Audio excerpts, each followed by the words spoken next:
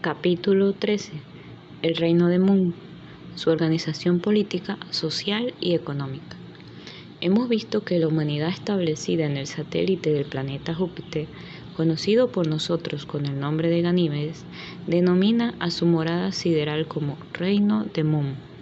Consideramos interesante saber el origen de tal nombre, porque también contribuye en cierta forma al conocimiento del pasado de esa raza y a la comprobación del desarrollo evolutivo de la misma, que en algunos aspectos podremos comparar con el de nuestra humanidad. La tradición histórica de ese pueblo nos refiere que hace más de 10.000 años de los nuestros, cuando todavía existía en el planeta amarillo, al que hemos hecho mención en otros pasajes de esta obra, y que al desintegrarse diera lugar al cinturón de asteroides que hoy gira en torno al Sol entre las órbitas de Marte y Júpiter, los habitantes de aquel planeta se repartían entre los dominios de dos grandes reinos, o imperios, que en el transcurso del tiempo, después de etapas remotísimas en las cuales existieran otras divisiones estatales o naciones, que en largos periodos de luchas y guerras llegaron a unificarse en aquellos dos grandes bloques o potencias, las que habiendo alcanzado un notable adelanto en todos los aspectos de su civilización, poseían ya los secretos de la naturaleza que hoy tenemos en la Tierra y comenzaban a utilizar el sexto sentido y todas las fuerzas derivadas del mismo. Alcanzaban ya al dominio del espacio y habían desarrollado modelos de astronaves que, sin ser tan perfectas como las actuales, eran más poderosas y versátiles que las que hoy tenemos en la Tierra. Con ellas pudieron visitar diferentes mundos en nuestro sistema solar, conociendo desde tan remotos tiempos la constitución de los planetas y satélites y las formas de vida o existencia que en ellos se desarrollaban. Uno de esos grandes imperios, el originario de la raza que hoy reside en Ganímedes, era gobernado entonces por un gran rey, de nombre Munk, hombre de sabiduría excepcional y notables poderes suprafísicos, quien era asesorado por un consejo de sabios y evolucionados maestros, impartiendo a su pueblo una amorosa y patriarcal dirección. Ambos reinos vivían ya dentro de un equilibrio de fuerzas que diera por resultado una larga etapa de paz y de común entendimiento, porque sabían que su poder y sus formidables medios de ataque ocasionarían la aniquilación total en el problemático suponer de un choque entre ambos. El reino de Munk, que alcanzara una existencia equivalente a varios siglos de los nuestros, llegó a conocer con mucha anticipación el tremendo cataclismo cósmico que se estaba gestando en las entrañas de su planeta. Asesorado por los otros sabios de su elevado consejo, comprobó en el plano físico y en los otros planos suprafísicos la exactitud de sus cálculos y sus apreciaciones, llegando a fijar matemáticamente las fechas en que se realizaría el terrible fenómeno. Su extraordinaria longevidad, pues aún estaba joven relativamente, le permitieron elaborar todos los planes y tomar todas las providencias necesarias para evacuar a los habitantes del planeta amarillo antes de la catástrofe. Esta iba a producirse un siglo después. Mun y sus colaboradores inmediatos contaban con tiempo suficiente. Entre los mundos visitados por ellos en nuestro planetario fue escogido el gran satélite de Júpiter, por su cercanía, por las condiciones ambientales fáciles de acomodar y dominar, por las fuentes inagotables de fuerza y energía que la sabiduría de esos hombres descubrieran allá, y también por encontrarse totalmente deshabitado, en comparación con nuestro planeta de tamaño mayor, pero mucho más lejano.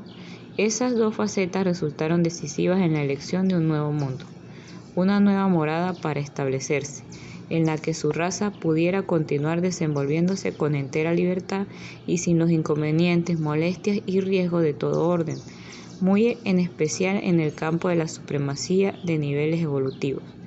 La distancia mayor y la existencia en la Tierra de ese entonces de una humanidad tan primitiva y atrasada en todos los niveles de la vida fueron de gran importancia para la decisión final que hizo de Ganímedes la nueva morada de esa raza. Debemos pensar que en tan remotas épocas nuestra humanidad se encontraba en la edad de piedra. En los 100 años, más o menos, de que disponían los hombres de Mung, se trabajó intensamente en los preparativos de la total evacuación. Aquel sabio rey comunicó todo eso a su colega reinante en el otro imperio. La tradición no explica los motivos que influyeran en los hombres de ese otro reino para no hacer caso a las previsiones de Mung. Tal vez una menor sabiduría que les impidiera comprobar por ellos mismos la veracidad de los fenómenos que se gestaban en las entrañas del planeta. Se dejaron quizás tentar por la ambición de ser los únicos dominadores de ese mundo. Solo Dios sabe. Así pues, en aquel lapso de un siglo, Mung y su pueblo fueron estableciendo las bases en el satélite de Júpiter, acondicionando las primeras zonas elegidas para su posterior establecimiento, construyendo una numerosa flota de astronaves que evacuarían a la gente y a todos los implementos y equipos necesarios para el traslado de su civilización al Nuevo Mundo. Cuando se acercaba a la fecha prevista, ya en él estaba trabajando paciente y disciplinadamente la mayor parte de los habitantes del reino. Cuenta su tradición que el sabio Mung hizo varios esfuerzos por convencer a los habitantes del pueblo vecino. En la centuria transcurrida habían fallecido muchos de los principales consejeros antiguos de ese país, y el mismo rey era nuevo.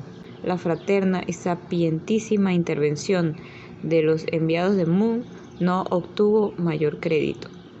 Así llegó el momento en que abandonaron el planeta amarillo las últimas escuadras de astronaves, conduciendo el rey sabio a todos los altos miembros de su gobierno y a los postreros pobladores de su vieja patria. Reza la tradición que algún tiempo después, no más de un mes de los nuestros, llegaron hasta ellos algunas astronaves del otro imperio. Conducían a técnicos y pobladores que habían huido despavoridos y que explicaban que en ese planeta se estaban produciendo gigantescos terremotos y explosiones volcánicas nunca vistas, que el terror dominaba en todas partes y que la confusión y el pánico eran generales. Así las cosas, un día pudieron contemplar desde su nuevo mundo cómo aumentaba desmesuradamente el brillo y la magnitud del lejano planeta. El fenómeno aumentaba, el destello cada vez más grande, iba igualando al del Sol, fenómeno conocido por nuestros astrónomos como supernova, y poco después llegaba hasta el satélite de Júpiter un sordo rumor que venía del espacio, como el de una remota y extensa tempestad. El espectáculo sideral duró 2 días. Al cabo de ellos, aquel resplandor inusitado y aquellos rumores cesaron por completo. El planeta amarillo había desaparecido del firmamento. La sabia predicción del rey Mung acababa de cumplirse. Refiere nuestro amigo Pepe que los hombres que en Ganímedes lo están reeducando le manifestaron que aquel sabio rey alcanzó a vivir 2 siglos más. En todo ese tiempo se fueron desarrollando las estructuras fundamentales y las instituciones que habrían de transformar el nuevo mundo sobre la base de las que tuvieran en el planeta destruido, y que todo el pueblo decidió denominar a perpetuidad Reino de Mung a su morada sideral, como homenaje de amor y respeto hacia el sapientísimo y bondadoso maestro y soberano autor de tan magna proeza. Si recordamos lo explicado en las 2 partes anteriores acerca de varias de las visitas de extraterrestres a la Tierra, como los ejemplos del descubrimiento arqueológico de la pirámide de Palenque, el hombre de la máscara de jade y de su desconcertante sarcófago, los de las pinturas de las grutas de Tassili en el desierto del Sahara, los referentes al origen celeste atribuido a los primeros emperadores chinos y todos los otros ya mencionados, y comparamos la fecha con la tradición que hoy nos viene desde ese reino de Mung, encontraremos la coincidencia en el tiempo y los detalles, hasta ahora enigmáticos de todos ellos. Fueron fugitivos del planeta amarillo, el hombre de la máscara de jade, Hermes Trismegisto, Zoroastro, los primeros fundadores de la civilización china y algunos otros. Los hombres de Ganímedes dicen que sí. ¿Podemos nosotros probar lo contrario? Si no lo podemos probar, tampoco debemos negarlo. Aún más cuando nos ocupemos de la religión en ese reino de Mung, veremos nuevos aspectos y comprobaciones sumamente interesantes acerca de ese problema. Ahora veamos cómo es la organización política, social y económica en ese mundo. Ya hemos dicho que en él no existen fronteras. Dentro de nuestro lenguaje y según nuestros conceptos, podríamos decir que es una sola nación esparcida en todo un mundo, o en otra forma, un estado que abarca a toda la humanidad de ese astro. El reino de Munch viene a ser como una gran comunidad verdaderamente fraternal, algo parecido a lo que fuera entre nosotros una comunidad gigantesca, de aquellas formadas por las órdenes religiosas, pero con desarrollos y alcances mucho más vastos. Un gobierno central de tipo teocrático rige los destinos de ese pueblo, formado por una sola raza.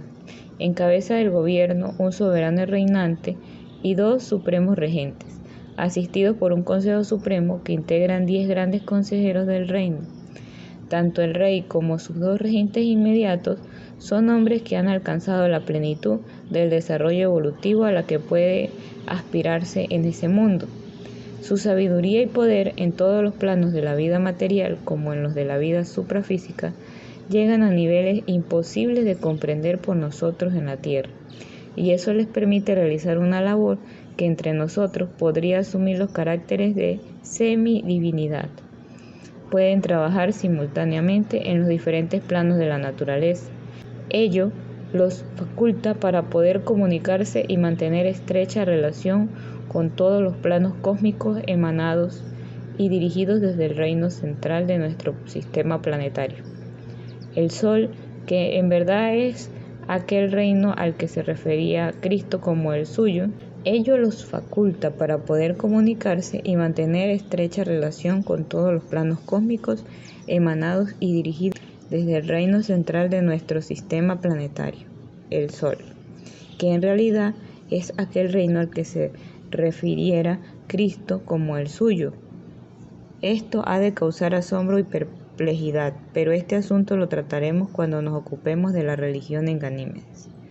No debe extrañar entonces que tales gobernantes impartan una dirección de tan suprema sabiduría y eficacia, y que simultáneamente sus métodos y su conducta sean la manifestación más efectiva y positiva de amor universal, pues trabajan con pleno conocimiento y plena aplicación de cuanto entraña la ley cósmica del amor, lo cual también explicaremos después al tratar de la religión. Después de la filosofía de la doctrina y práctica del gobierno, la trilogía conformada por el soberano y sus 2 regentes recuerda y simboliza la trinidad de los elementos del cosmos: espíritu, materia y energía. El rey es al mismo tiempo jefe supremo del Estado y sumo sacerdote, o cabeza visible de lo que entre nosotros conocemos o entendemos por iglesia. La sucesión al trono en el reino del mundo no es hereditaria ni electiva. Se verifica por un estricto y minucioso proceso de selección. En un mundo como ese, esto es posible sin el menor riesgo de error o de injusticia. El soberano, por sus facultades y poderes especiales, conoce con gran antelación la época y la fecha en que habrá de desencarnar. Escoge minuciosamente a quienes serán durante cierto tiempo sus 2 regentes. Esto se hace siempre dentro de los demás miembros de su gran consejo, los que a su vez han sido elevados a tan alta posición a través de muchos años de trabajo y de esmerada selección en escalones sucesivos encargados de la administración general de aquel estado. Puede pensarse por la suspicacia y malicia tan extendida en la tierra que tal sistema genere favoritismos, acomodos, adulación, postergaciones injustas, intrigas, luchas, rencores y cuantas formas conocemos de perseguir el favor de los poderosos o para obstaculizar el progreso de un rival. Esto sucede en la Tierra por nuestro atraso en la evolución o en el sendero de la vida, en este mundo de 5 sentidos y de potente influencia de la región inferior del astral o 4ª dimensión. Pero en Ganímedes o reino de Mun todo eso es imposible. Desde las remotísimas edades en que llegaron a alcanzar el 6º sentido, llegó a desarrollarse entre ellos un sistema de la selección perfecta, de la justa promoción por el trabajo, la ciencia y la moral de cada uno. Ya hemos dicho que en un mundo en donde no se puede ocultar nada, ni los propios pensamientos, en que no es posible desfigurar, tergiversar o encubrir la verdad, nadie puede pretender lo que no le corresponda, aspirar a lo que no merezca, ni favorecer u otorgar injustamente nada. comprendemos que todo esto puede parecer una utopía, un absurdo fruto de una imaginación o del idealismo ingenio de un escritor. No dudamos que la mayoría pensarán de tal modo. ¿Cómo puede pretender tan bellas realidades, tan elevados niveles, una humanidad que, pese a sus notables conquistas en el orden científico y técnico, vive aún en estados tan deprimentes de moral, de psiquismo y de espiritualidad? Pero la presencia de los ovnis es un hecho real. Todo lo que venimos explicando se basa en hechos comprobados por diversas disciplinas científicas, por escuelas que existieron y existen, aunque los ignorantes las desconozcan, corroborados a través del tiempo y en diferentes lugares de la Tierra, por otros tantos hechos históricos que la arqueología ha comprobado. Todo ese conjunto de pruebas nos habla de un mundo superior al nuestro, de una humanidad más poderosa y sabia que la nuestra. Y ahora el destino quiere mostrarnos cómo vive esa humanidad y cómo existen otros niveles de vida que, no por ser todavía ignorados por la gran mayoría de este mundo, han llegado a ser conocidos ya por muchos. Continuando con el tema de este capítulo, debemos explicar que la sucesión al poder supremo en ese reino se decide con bastante antelación a la fecha en que terminará la existencia material del soberano. Se ha dicho que sus dos colaboradores inmediatos, los regentes, habiendo subido peldaño por peldaño los diversos niveles administrativos del reino, alcanzan la máxima expresión que la vida en ese mundo puede ofrecer, junto al soberano. Este, a su debido tiempo, designa entre ellos al que le sucederá. Debe tenerse en cuenta que esa trilogía gobernante, al detentar la máxima sabiduría y poder en la variedad de los planos cósmicos en que trabaja al llegar a tan altos cargos, dominan también su secreto de la longevidad, y de tal suerte el futuro soberano es preparado adecuadamente para asumir su puesto en cuanto muera en el mundo físico el cuerpo inferior de su antecesor.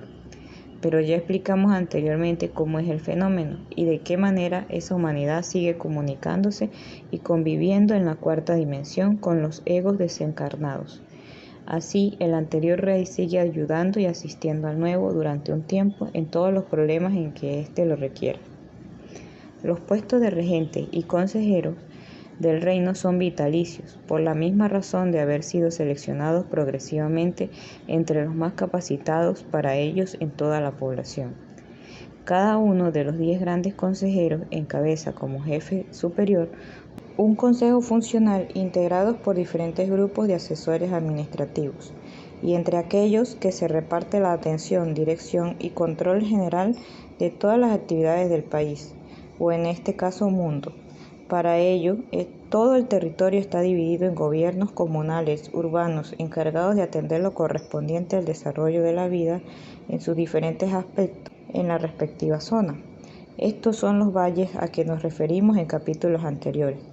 En la intrincada red montañosa que cubre toda la superficie del astro, las múltiples planicies encerradas entre las estribaciones de tan complicado sistema orgánico son los centros de actividad humana del reino. En cada valle se asienta una ciudad, más o menos grande según las áreas disponibles, con su correspondiente zona agrícola y el respectivo sistema hidráulico proveniente de un reservorio natural o artificial que abastece de agua a dicha región. Cada valle constituye además un centro de producción industrial y está regido por uno de aquellos gobiernos comunales, integrados a semejanza del gobierno supremo central por un gobernador, 2 subgobernadores y un comité o consejo administrativo, cuyos miembros dependen de la importancia que pueda tener el territorio bajo su mando. Estos gobiernos comunales tienen bastante parecido con nuestras municipalidades, pero sus alcances, atributos y poder son mucho mayores, pues en ellos abarca el control general de todas las actividades de esta región, siendo dependientes y responsables a su vez ante el Supremo Consejo del Reino por intermedio de los grandes consejos funcionales que ya hemos mencionado, según sean los asuntos a resolver. La economía general de ese pueblo depende exclusivamente del Estado. La planificación, organización y desarrollo de todas las formas de trabajo y producción son absolutamente estatales.